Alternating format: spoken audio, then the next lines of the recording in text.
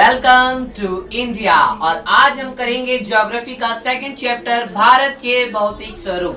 अगर आपने मेरी इससे पिछली वीडियो नहीं देखी है भारत आकार और स्थिति, तो प्लीज उसे जाकर जरूर देखिए। लिंक आपको डिस्क्रिप्शन बॉक्स में मिल जाएगा। एंड शुरू करते हैं हमारा न्यू चैप्टर जिसका नाम है भारत के भौतिक स्वरूप। जैसे कि आपको पता है कि हमारे भारत के अंदर अलग अलग प्रकार की भू आकृति पाई जाती है। भू आकृति यानी कि स्थल्य आकृतियां। जैसे कि अगर हम उत्तर की दिशा में जाएंगे तो हमें पर्वत, मैदान, मरुस्थल, पठार, द्वीप समूह जैसे अन्य भू आकृतियां देखने को मिलेगी। हमारा देश विशाल के साथ अनोखा भी है। यह इसलिए क्योंकि यह इसके अंदर बहुत सारी अलग अलग प्रकार की भू आकृतियां पाई जाती हैं। इतना ही नहीं, हमारे इंडिया के अंदर अलग अलग प्रकार की शैलें भी पाई जाती हैं, जो कुछ संगमरमर की तरह कठोर होती हैं, जिनका उपयोग ताजमहल के निर्माण में हुआ है, और कुछ सैल खाड़ी की तरह मुलायम होती है, जिनका उपयोग टेल्कम पाउडर बनाने के लिए भी किया जाता है। आइए इन चीजों को और जानते हैं। हमारे भारत का निर्माण कैसे हुआ, यह सिद्धांत यानी कि यह थ्योरी समझाने के लिए वैज्ञानिकों ने अलग अलग थ्योरी दी, यानी कि अलग अलग सिद्धांत दिए, और उसमें से एक प्लेट विवर्तनिक का सिद्धांत है। यह सिद्धांत देने वाले वैज्ञानिक का नाम अल्फ्रेड वेगनर था, और उन्होंने यह बताया कि जो हमारी भूमि का ऊपरी भाग यानी कि जो ऊपरी परपटी होती है, जो 200 किलोमीटर गहरा होता है, वह उन्होंने उसको प्लेट के नाम से प्रदर्शित यानी कि प्रस्तुत किया, और यह बताने का प्रयास किया कि यह प्लेटें गति करती हैं, और इसी गति के कारण हमारे द्वीप समूह और महाखंडों को उच्चवादित किया है, यानी कि प्रभावित किया है। और इतना ही नहीं, ज्वालामुखी क्रियाएं, भूकंप आना और ऐसी अन्य भूमि के अंदर क्रियाएं होना इसी प्लेट के कारण होता है। हमारे वर्ल्ड के अंदर 7 बड़ी प्लेटें और कुछ छोटी प्लेटों से निर्मित है, यानी कि जो हमारा पूरा पृथ्वी जो है वह 7 बड़ी प्लेटें और कुछ छोटी प्लेटों से निर्मित है। बड़ी प्लेटों के कुछ नाम भी दे रखे हैं, जैसे कि यूरेशियन प्लेट, दक्षिण अफ्रीका प्लेट, उत्तर अमेरिका प्लेट, अफ्रीका प्लेट, ऐसी बहुत सारी, और अंटार्कटिका, इंडो ऑस्ट्रेलिया प्लेट, ऐसी बहुत सारी प्लेटों का जो हमारी जो बड़ी 7 प्लेटें हैं उनका नाम बताया गया है, और बहुत सारी छोटी प्लेटें भी इसके अंदर शामिल है। आइए जानते हैं अल्फ्रेड वेगनर ने प्लेटों के बारे में और क्या कहा।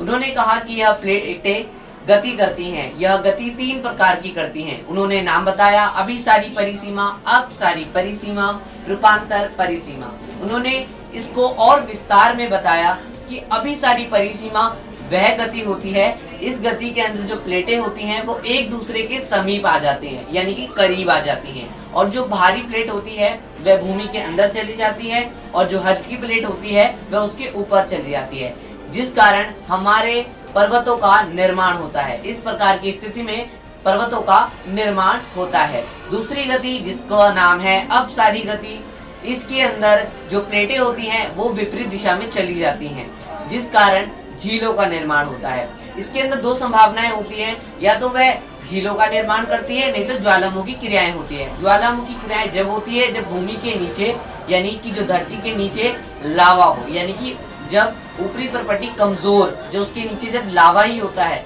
तो वहां पर ज्वालामुखी क्रियाएं होती है। ऐसे ही पठारों का निर्माण होता है। आइए जानते हैं हमारी तीसरी गति जिसका नाम है रूपांतर परिसीमा। इस गति के कारण, यानी कि यह गति, सबसे पहली बात तो यह सबसे ज्यादा इम्पोर्टेंट है क्योंकि रूपांतर गति के कारण ही भूकंप आते हैं। आइए जानते हैं इसकी गति किस प्रकार होती है। रूपांतर गति, इस गति के अंदर जो प्लेटें होती हैं वो एक दूसरे के समीप होकर जाती हैं, जिस कारण यह आपस में टकरा जाती हैं, टकराकर टूट भी जाती हैं, और केवल टकराकर यह एक दूसरे के समीप होकर चली भी जाती हैं, जिस कारण कंपस फैलता है, और कंपस के कारण भूकंप के झटके महसूस होते हैं। हमारी पृथ्वी के अंदर यानी कि जो हमारी भूमि के अंदर अलग अलग क्रियाएं यह प्लेट के कारण होती हैं। यह सब कुछ सिद्ध नहीं है कि यह बात सत्य है, ये वैज्ञानिकों ने अलग अलग सिद्धांत दिए हैं। यह हमें बताने का प्रयास किया है कि जो हमारी जो भूमि है वो किस प्रकार की है।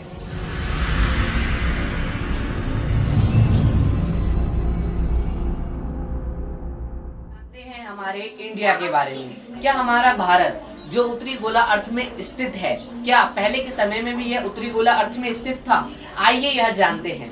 चलते हैं कुछ करोड़ों साल पहले जब सारे देश और द्वीप समूह एक साथ इकट्ठा थे, जिन्होंने जब सारे द्वीप समूह एक साथ इकट्ठा थे तो वैज्ञानिकों ने इस महाखंड का पैंजिया नाम रखा। और जब जैसे कि मैंने आपको बताया कि प्लेटों की गति के कारण और समय के अनुसार इन दोनों के मतलब जो पैंजिया महाखंड था उसके दो हिस्से हो, उसका नाम यूरेशिया रखा गया जिसको हम अंगारा भूमि के नाम से जानते हैं, और जो दक्षिण की तरफ था वो गोंडवाना लैंड रखा गया। हमारा भारत आपको पता है कहाँ था? गोंडवाना लैंड में। जी हाँ, हमारा भारत दक्षिण में था। और इतना ही नहीं, समय के अनुसार और प्लेटों की गति के कारण गोंडवाना लैंड के कई हिस्से हो गए, जैसे कि आज के समय में ऑस्ट्रेलिया, दक्षिण अफ्रीका, उत्तर अमेरिका जैसे अन्य देशों का निर्माण हुआ। और इतना ही नहीं, हमारे भारत का भी यहीं से निर्माण हुआ है।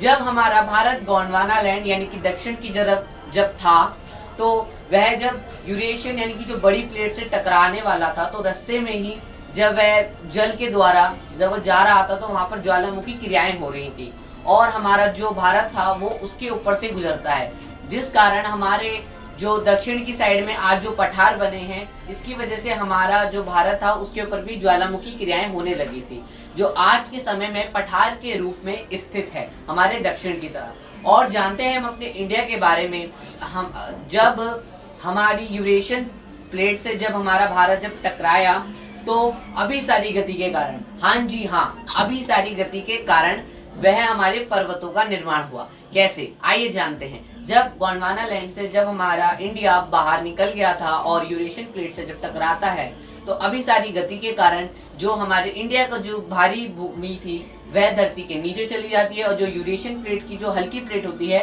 वह उसके ऊपर चली जाती है, जिस कारण हमारे हिमालयों का निर्माण होता है। आइए जानते हैं हम अपनी भू आकृतियों के बारे में जो हमारे इंडिया के अंदर स्थित है। तो स्टार्ट करते हैं सबसे पहले अपने पर्वतों से यानी कि हिमालय से।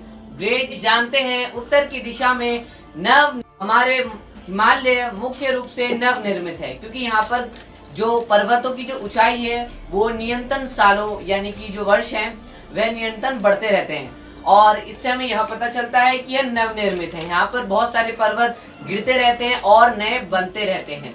आइए जानते हैं इस चीज को पूरी डिटेल में। तो सबसे पहले हम यह बात करेंगे कि जो हमारे हिमालय है, हमारे हिमालय की कुल चौड़ाई 2400 किलोमीटर, इसकी जम्मू कश्मीर में चौड़ाई 400 किलोमीटर है और अरुणाचल में इसकी चौड़ाई कम हो जाती है, वहां पर 150 किलोमीटर है।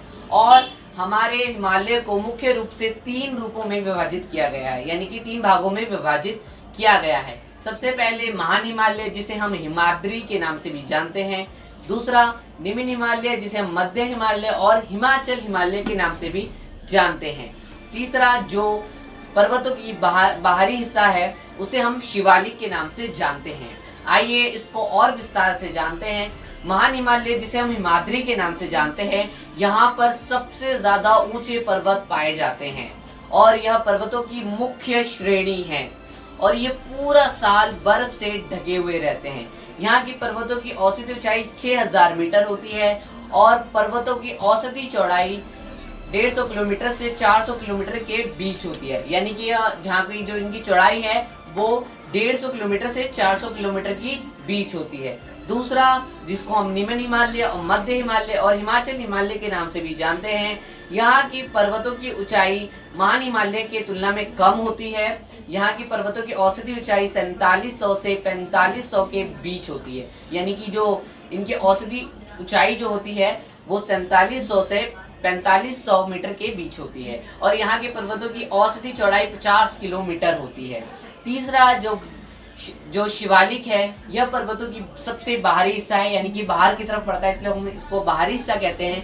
यहाँ की पर्वतों की औसती ऊंचाई 9000 मीटर से 1100 मीटर के बीच है और यहाँ की पर्वतों की औसती चौड़ाई 10 किलोमीटर से 50 किलोमीटर के बीच है, यानी कि जो इनकी औसती चौड़ाई है वो 10 किलोमीटर से 50 किलोमीटर के बीच में है और यह सबसे ज्यादा छोटा है। यहाँ के पर्वतों की जो ऊंचाई है वो दोनों से ही कम पाई जाती है और यह सबसे बाहरी हिस्सा है।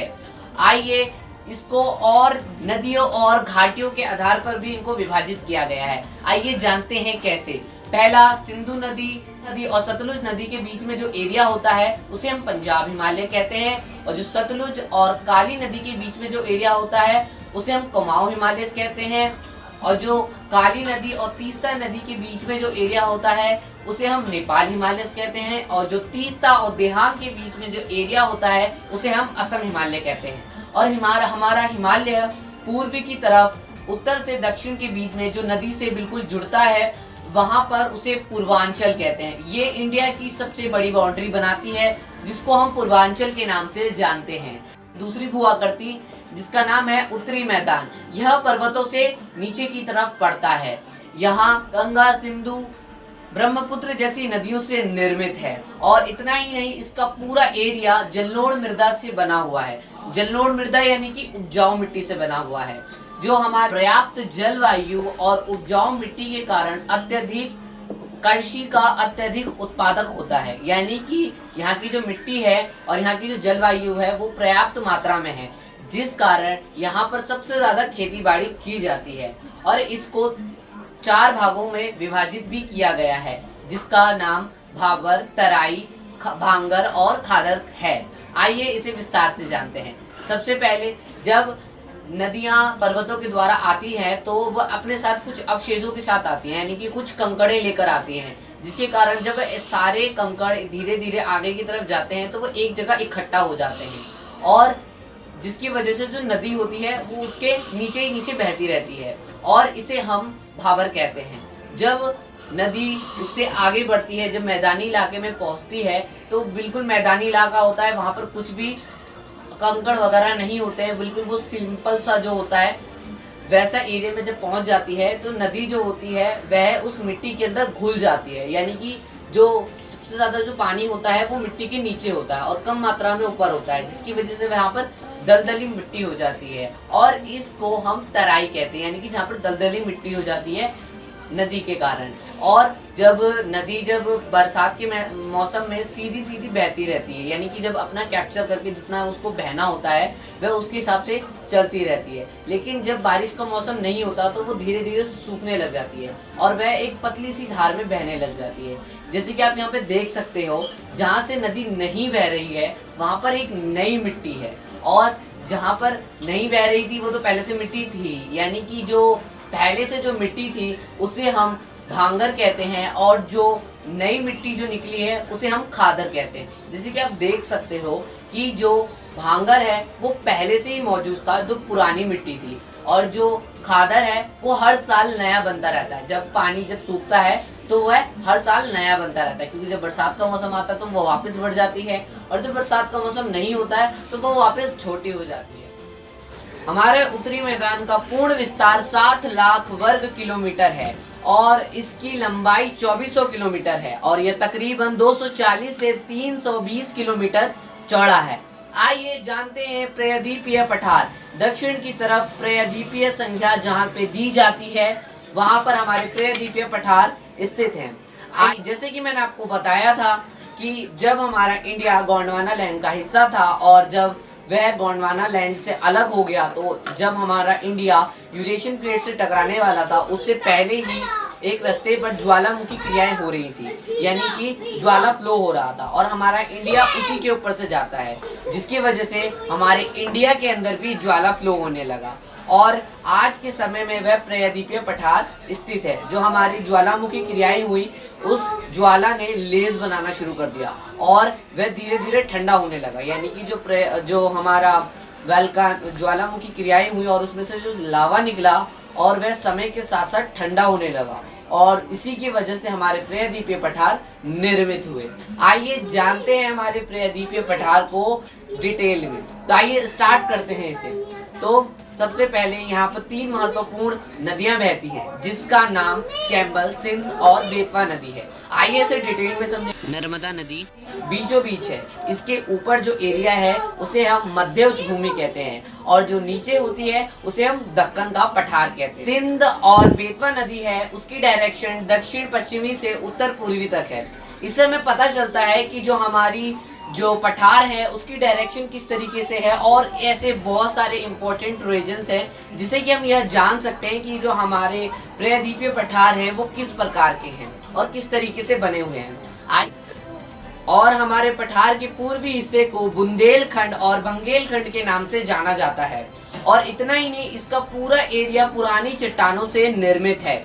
यह जैसे कि मैंने आपको बताया था कि जो लावा फ्लो हुआ था तो वह धीरे धीरे ठंडा होने लगा। ये प्रक्रिया होने में कम से कम लाखों साल लग गए। इसकी वजह से इसका जो पूरा एरिया है वो पुरानी चट्टानों से निर्मित है। और इतना ही नहीं, यहाँ पर सबसे ज्यादा काली मिट्टी पाई जाती है। जैसे कि आपको पता है कि यहाँ का पूरा एरिया लावा से बना हुआ है और लावा जो ठंडा होने के बाद काला पड़ जाता है, इसकी वजह से यहाँ पर सबसे ज्यादा काली मिट्टी पाई जाती है। आइए और जानते हैं इसके बारे में।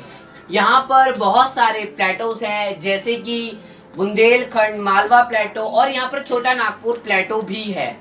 दक्कन के पठार की उत्तर की तरफ सत्यपुर रेंज, महादेव मैकाल रेंज और यहाँ पर कैमोल्स प्लेटोज भी हैं। और इतना ही नहीं, मध्य उच्च भूमि के उत्तर पश्चिमी में अरावली हिल्स है, यानी कि जो अरावली एक श्रृंखला का नाम है जो यहाँ पर पूरी घेरती है। और इतना ही नहीं, पठारों का एरिया उत्तर पूर्वी में भी है। वहां पर 3 महत्वपूर्ण श्रृंखलाएं हैं जिसका नाम घारो, खासी और जैती है।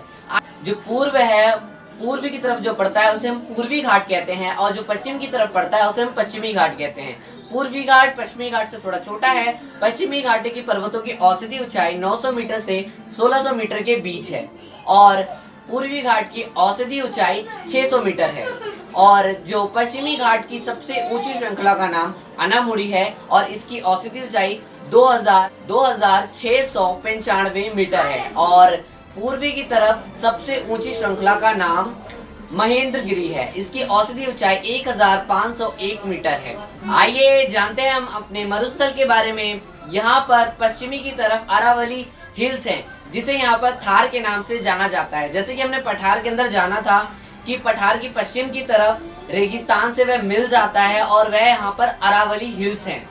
तो यहाँ पर अरावली हिल्स को थार के नाम से जाना जाता है। यहाँ का पूरा एरिया रेगिस्तान से बना हुआ है, यानी कि रेतीला, पूरा का पूरा ये जो रास्ता है पूरा रेतीला है। और पर सबसे ज्यादा कम वर्षा होती है जिसकी वजह से यहाँ पे बिल्कुल भी पेड़ पौधे नहीं होते हैं।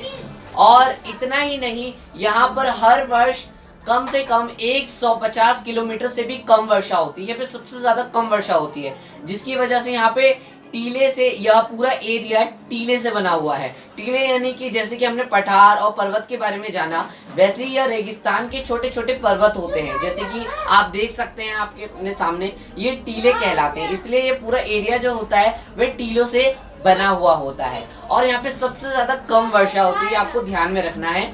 और तीसरा ये कि यहाँ पे सबसे बड़ी नदी लूनी नदी को माना गया है, क्योंकि ये अकेली नदी है जो यहाँ पूरे रास्ते में बहती है। नहीं तो इसके अलावा कोई भी नदी यहाँ से नहीं बहती, क्योंकि यहाँ पे वर्षा सबसे ज्यादा कम होती है जिसकी वजह से यहाँ पर कोई भी नदी आगे नहीं जा पाती है। ये अकेली नदी होती है जो यहाँ की सबसे बड़ी नदी मानी गई है, जिसे हम लूनी कहते हैं। आइए जानते हैं हमारे तटीय मैदान के बारे में। आइए शुरू करते हैं हम अपने तटीय मैदान के बारे में। यह अरब सागर से लेकर बंगाल की खाड़ी तक फैला हुआ है, यानी कि यह उत्तर पश्चिम से दोनों साइड से फैला हुआ है। जैसे कि आपको पता है कि जो पूर्वी की तरफ है उसे हम पूर्वी घाट कहते हैं और जो पश्चिम की तरफ है उसे हम पश्चिमी घाट कहते हैं। और यहाँ पर अरब सागर के जो उत्तर में पड़ता है उसे हम कोंकण कहते हैं और जो दक्षिण की तरफ पड़ता है उसे हम मालाबार कहते हैं। और बंगाल की खाड़ी की तरफ जो उत्तर की तरफ पड़ता है उसे हम सरकारी तट कहते हैं और जो दक्षिण की तरफ होता है कहते हैं करोमंडल कहते हैं। आइए जानते हैं हमारे द्वीप समूह के बारे में। हमारे यह भूमि का एक ऐसा भाग होता है जो चारों तरफ से जल से घिरा हुआ होता है, उसे हम द्वीप समूह कहते हैं। हमारे इंडिया से जुड़ा हुआ 3 द्वीप हैं जिसे हम जानते हैं लक्षद्वीप और अंडमान और निकोबार। जो अंडमान है वो उत्तर की तरफ पड़ता है और दक्षिण की तरफ हमारा निकोबार द्वीप समूह पड़ता है। हमारे लक्षद्वीप को पहले लकाद्वीप और मनिकाय द्वीप और एनीमिनिया द्वीप के नाम से जाना जाता था और 1917 में इसका पूरा नाम हमने लक्षद्वीप रख दिया। और इसी के साथ हमारा चैप्टर खत्म होता है।